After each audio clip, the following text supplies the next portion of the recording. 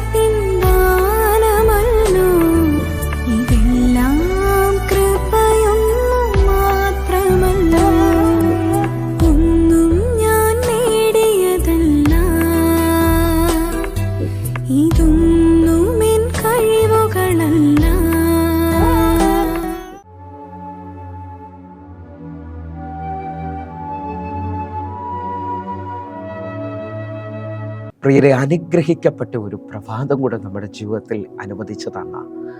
വലിയവനായ ദൈവത്തെ നമുക്ക് ഒരുമിച്ച് ചേർന്ന് നന്ദി പറയാം. എത്ര പേർ പറയും, ഞാൻ നിന്നതല്ല എൻ്റെ ദൈവം നിർത്തിയതാണ്?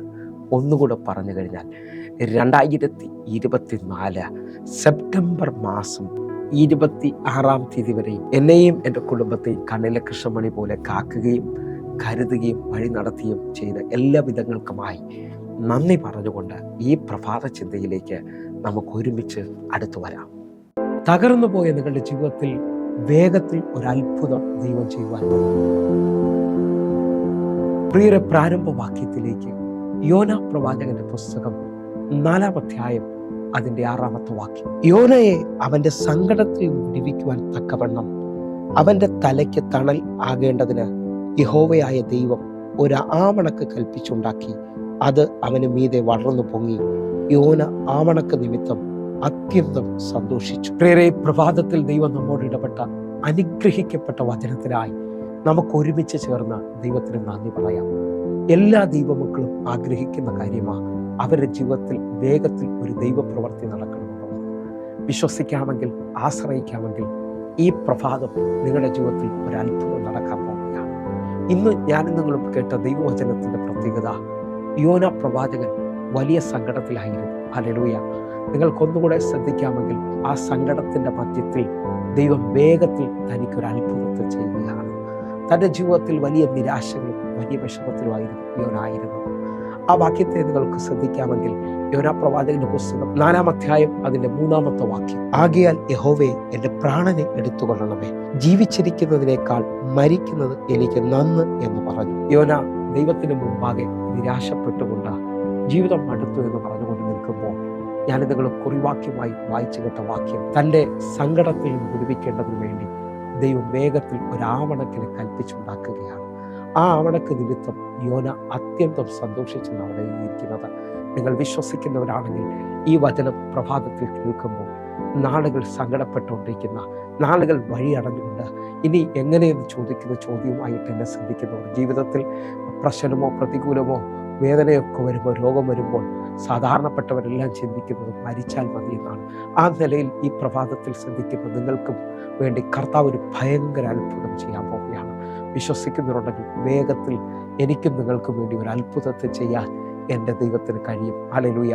സാഹചര്യങ്ങൾ മുമ്പോട്ട് മുഖത്തിലെന്ന് വെല്ലുവിളിക്കുന്നുണ്ടെങ്കിലും, കാറ്റും തിരമാലയും നിങ്ങളെ അവസാനിപ്പിക്കുമെന്ന് പറയുന്നുണ്ടെങ്കിലും, എൻ്റെ യേശു കർത്താവ് ആ തിരമാലയുടെ മുകളിലൂടെ ഒരത്ഭുതം നിങ്ങൾക്ക് വേണ്ടി ചെയ്യാൻ പോവുകയാണ്. വിശ്വസിക്കാമെങ്കിൽ ഈ പ്രഭാതം ഒരു അത്ഭുതത്തിൻ്റെ പ്രഭാതമാണ്. ഒരു വചന പശ്ചാത്തലം കൂടെ ചിന്തിക്കാമെങ്കിൽ സംഖ്യാപുസ്തകം 17-ാം അധ്യായം ആദ്യത്തെ വാക്യങ്ങൾ ശ്രദ്ധിച്ച് ദൈവം തിരഞ്ഞെടുത്ത അഹരോനെ ദൈവം പ്രൂവ് ചെയ്യാൻ പോവുകയാണ്. വിശ്വസിക്കാമെങ്കിൽ കുത്തുവാക്കുകളുടെ വേദനയുടെ നടുവിൽ, ഒറ്റപ്പെടലിന്റെ നടുവിൽ എൻ്റെ ദൈവം നിങ്ങളെ ഇന്നൊരു അത്ഭുതത്തിലേക്ക് നടത്താൻ പോവുകയാണ്. സംഖ്യാപുസ്തകം 17-ാം അധ്യായം അതിൻ്റെ 1 മുതൽ 3 വരെയുള്ള വാക്യങ്ങൾ. യഹോവ പിന്നെയും മോശയോട് അരുളി ചെയ്തത്, ഇസ്രായേൽ മക്കളോട് സംസാരിച്ച് അവരുടെ പക്കൽ ഗോത്രമായി സകല ഗോത്രപ്രഭുക്കന്മാരോടും ഓരോ വടി വീതം 12 വടി വാങ്ങി ഓരോരുത്തരുടെ വടിമേൽ അവന്റെ പേര് എഴുതുക. 3-ാമത്തെ വാക്യം, ലേവിയുടെ വടിമേലോ അഹരോന്റെ പേര് എഴുതണം. ഓരോ ഗോത്രത്തലവന് ഓരോ വടി ഉണ്ടാകണം. പ്രിയ ദൈവമക്കളെ, ഞാനും നിങ്ങൾ വായിച്ചു കേട്ട വാക്യം ബൈബിൾ ഒരു പ്രാവശ്യമെങ്കിലും കേൾക്കുകയോ വായിക്കുകയോ ഒക്കെ ചെയ്തവർക്ക് സുപരിചിതമാണ്. ദൈവം താൻ തിരഞ്ഞെടുത്ത അഹരോനെ ഉറപ്പിക്കുവാൻ പോവുകയാണ്. ഹല്ലേലൂയ. 12 ഗോത്രങ്ങളിൽ നിന്ന് ഓരോ പ്രഭുക്കന്മാരുടെ പേരിൽ അവരവരുടെ വടി അല്ലെങ്കിൽ അവരവരുടെ പേരെഴുതിയ വടി ദൈവസന്നിധിയിലേക്ക് കൊണ്ടുവരുവാൻ മോശയോട് ദൈവം ആവശ്യപ്പെടുകയാണ്. കാരണം ദൈവം തിരഞ്ഞെടുത്തവനെ ദൈവം ഉറപ്പിക്കാൻ പോകുന്നു. അതിന്റെ 5-ാമത്തെ വാക്യം, ഞാൻ തിരഞ്ഞെടുത്തവന്റെ വടി തളിർക്കും.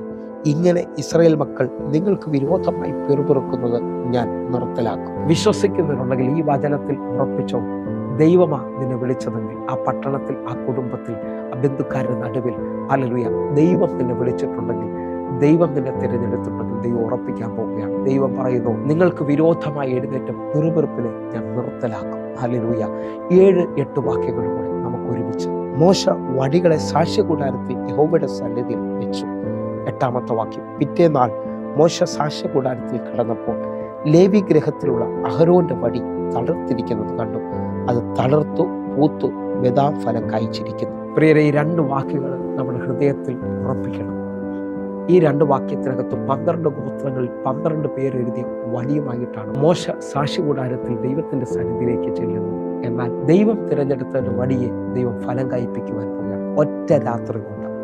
ഇതുവരെയും എന്നെ ശ്രദ്ധിക്കുന്നവരെ, ജീവിതത്തിനകത്ത് എല്ലാ വഴിയും അടഞ്ഞു എന്ന് ചിന്തിക്കുന്നവരോട് ഞാൻ ആത്മാവിൽ വിളിച്ചു പറയുക, ഇന്നും ഒരു അത്ഭുതം പ്രതീക്ഷിക്കണം. ഹല്ലേലൂയ. 8-ാമത്തെ വാക്യം ശ്രദ്ധിക്കുന്നവർക്കറിയാം, ആ വടി തളർത്ത് പൂത്ത് ബദാം ഫലം കായ്ച്ചെന്ന് എഴുതിയിരിക്കുന്നു. എൻ്റെ തുച്ഛമായ അറിവിൽ ഞാൻ നിങ്ങളോട് ഒരു കാര്യം ഓർപ്പിക്കുകയാണ്. ബദാം ഒരിക്കലും വടിയിൽ നിന്ന് പൊട്ടിക്കിളുക്കുമെന്ന് അറിയത്തില്ല. എന്നാൽ ബദാം കായിൽ നിന്നാണ്, ആ ഫലത്തിൽ നിന്നാണ് അതിൻ്റെ ആ തൈ പൊട്ടിക്കിളുക്കുന്നതെന്നാണ് എൻ്റെ അറിവ്. എന്നാലും ബദാം ഫലം കായ്ക്കണമെങ്കിൽ മിനിമം 5 വർഷം എടുക്കണമെന്നുള്ളതാണ് എൻ്റെ കേട്ടറിവ്.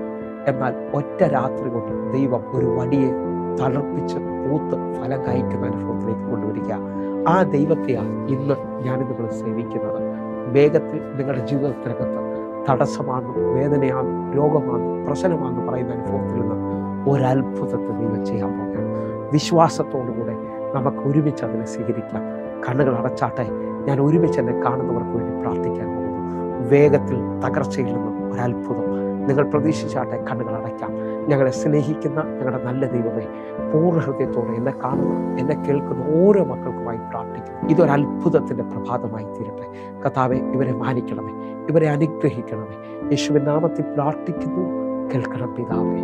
ആമേൻ, ആമേൻ. ഇന്നൊരത്ഭുതം പ്രതീക്ഷിക്കണം എങ്കിൽ ഈ പ്രഭാത സന്ദേശം നിങ്ങൾക്ക് അനുഗ്രഹമാകുന്നെങ്കിൽ നിങ്ങൾ ഈ യൂട്യൂബ് ലിങ്കിൽ മറ്റുള്ളവർക്ക് ഷെയർ ചെയ്യുകയും സബ്സ്ക്രൈബ് ചെയ്യുകയും ചെയ്യണമെന്ന് ഓർപ്പിക്കുന്നു. അതേപോലെ തന്നെ നമ്മുടെ ഫേസ്ബുക്ക് ലൈവുകൾ നിങ്ങൾ മറ്റുള്ളവർക്ക് കൂടെ കൊടുക്കുകയും അതിൽ ജോയിൻ ചെയ്യുകയും ചെയ്യണമെന്ന് ഓർപ്പിക്കുന്നു.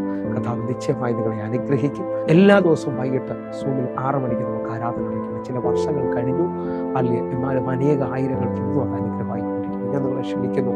കർത്താവ് നിശ്ചയമായി നിങ്ങളെ അനുഗ്രഹിക്കും. കർത്താവിൻ്റെ വലിയ കരം നിങ്ങൾക്ക് വേണ്ടി വെളിപ്പെടട്ടെ. ആമേൻ. എങ്കിൽ പ്രിയരെ, അടുത്ത ദിവസം കാണുമ്പോഴേക്കും സ്വർഗ്ഗത്തിൽ സൂക്ഷിക്കട്ടെ. ആമേൻ.